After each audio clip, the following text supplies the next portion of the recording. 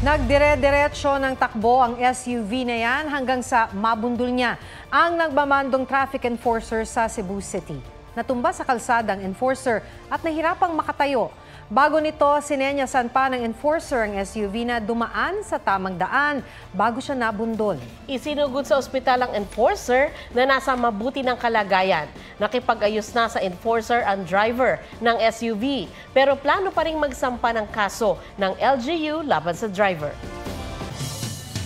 Matapos ang 7 taon, hinatulang guilty ang 10 miyembro ng Aegis Juris Fraternity na sangkot sa pagkamatay ng nooy UST law student na si Atio Castillo. Namatay si Atio habang sumasailalim sa initiation rites ng fraternity. Sinentensyahan ang 10 fratmen ng reklusyon perpetua o hanggang 40 taong kulong para sa paglabag sa Anti-Hazing Law of 1995. Pinagbabayad din sila ng danyo sa pamilya Castillo. Hindi na nagbigay ng pahayag ang mga abogado at kaanak ng mga hinatulang guilty na naging emosyonal habang lumalabas sa korte.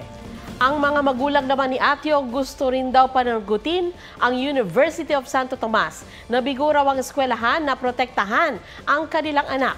Sagot naman ng Dean ng Faculty of Civil Law, laging nagpapatupad ang UST ng mga patakaran para sa kaligtasan at kapakanan ng mga estudyante, pero may mga individual umanong binabalewala ito.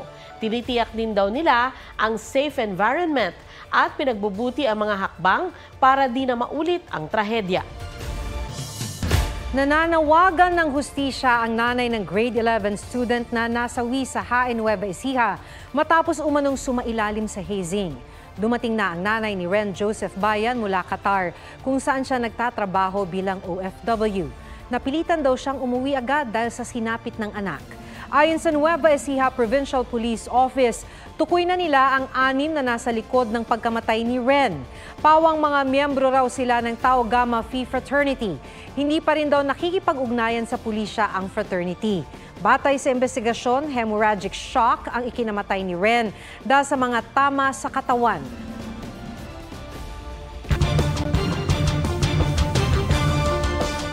Nahuli kam ang pang-hold up ng lalaki sa isang tindahan sa Davao City. Nagpanggap na magpapa-cash in ang lalaki hanggang sa pumasok na siya sa loob ng counter. Tsaka niya tinutukan ng baril ang babaeng cashier. Natangay ng suspect ang 50,000 pesos cash mula sa tindahan, pati ang gold necklace at wedding ring ng kahera na umabot sa halagang nasa 28,000 piso. Pinaghanap na ng pulisya ang suspect na agad tumakas sakay ng motorsiklo. Isinailalim na sa state of calamity ang Batanes at Ilocos Norte dahil sa malawak na pinsala ng bagyong Julian. May report si Joseph Morong. Ramdam ang bagsik ng Super Typhoon Julian sa Basco, Batanes kahapon. Halos mag-zero visibility. Nakaligtas sa mga bahay na bato sa signal number 4 pero hindi ang mga modernong bahay na gawa na sa kahoy. May ilang nasugatan, may nasawi pang mga hayop. Nabawal din ang ilang matandang puno. Sa inisyal na datos, lampas 2,000 bahay ang nasira. Limitado rin ngayon ang supply ng kuryente, tubig at linya ng komunikasyon. Pinangangambahan naman na magkaroon ng diarrhea outbreak dahil sa problema sa inuming tubig. Ayon naman sa DSWD, sa oras na bumuti ang panahon, maghahatid sila ng mga nakapreposition na food pack sa Ibana, Uyugan, Itbayat at Sabdang. Pupunta rin ang GMA Kapuso Foundation para maghatid ng karagdagang tulong sa Batanes na isinailalim na sa state of calamity. Nagdeklara na rin ng state of calamity sa Ilocos Norte. Sa tala ng CDRRMO, mahigit 600 pamilyang inilikas sa Lawag City. Kabilang dyan ang ilang taga-barangay Gabo Norte kung saan may bumagsak na dike. Pinakamaraming population, mostly is Barangay 1. Then even ang infrastructure, ang pinakagrabe talaga is dito sa Gabo. We heard that may mga casualties tayo pero wala pang official report. Isa sa Batak, isa sa Paway, missing yon, and then isa dito sa Lawag City. Sa ilang bayan sa Ilocos Sur, pabugso-bugso pa rin ang malakas na pag-ulan. Ilang bahay sa Candon City ang binaha, habang sa ilang lugar hanggang bewang pa ang tubig.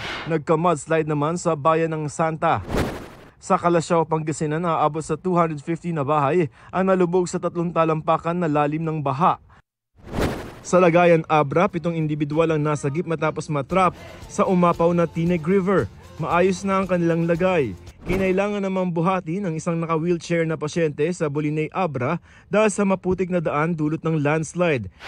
May pagguhuri ng lupa sa Baguio Bontoc Road at Alab section sa Mountain Province. 2 bahay ang nasira sa landslide, maliban pa sa mga nadagan ng sasakyan. Joseph Morong nagbabalita para sa GMA Integrated News.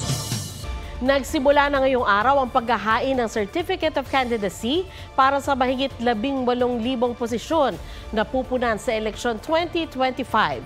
Sa tala ng GMA Integrated News Research, base sa datos ng COMELEC, iluluklok sa pwesto ang 12 senador. 317 district at party list representatives sa Kamara.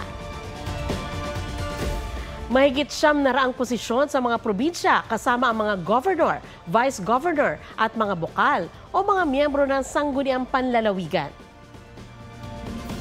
Halos 17,000 opisyal sa mga lungsod at bayan mula sa mayor at vice mayor hanggang konsehal. Sa unang pagkakataon naman, 65 posisyon ang iboboto para sa Bangsamoro Autonomous Region in Muslim Mindanao o BARM Parliament. Ang mga naghain ng kanilang COC sa Day 1 ng filing sa report na ito. Bit-bit ang kanilang Certificate of Candidacy at iba pang requirements. Nagsidatingan sa Manila Hotel Tent City simula alas 8 ng umaga ang mga nais tumakbong senador at nominees ng party list organizations. Sa mga gustong tumakbong senador, kauna-unahang nag-file si Agri Party List Representative Wilbert Lee. Naghain din ng kanilang COC si David Chan, isang sustainability advocate.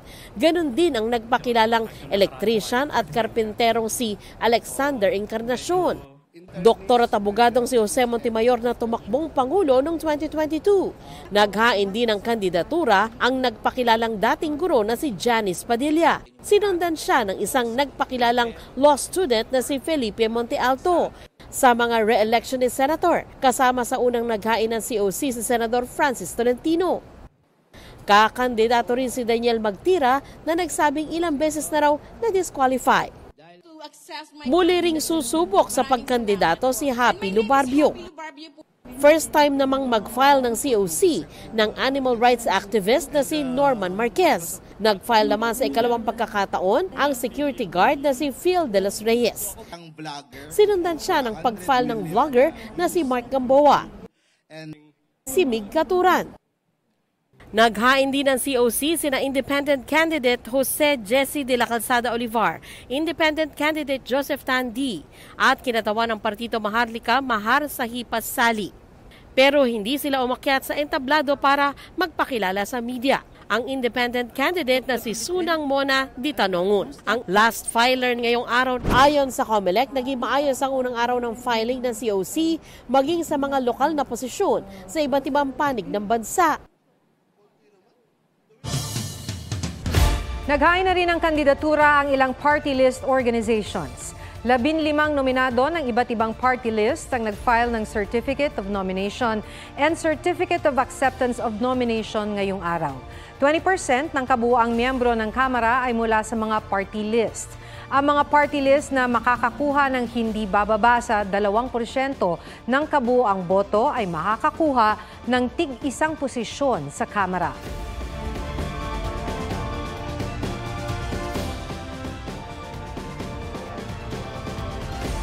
Samantala, 42 party list naman ang delisted o hindi napapayagang makalahok sa eleksyon 2025.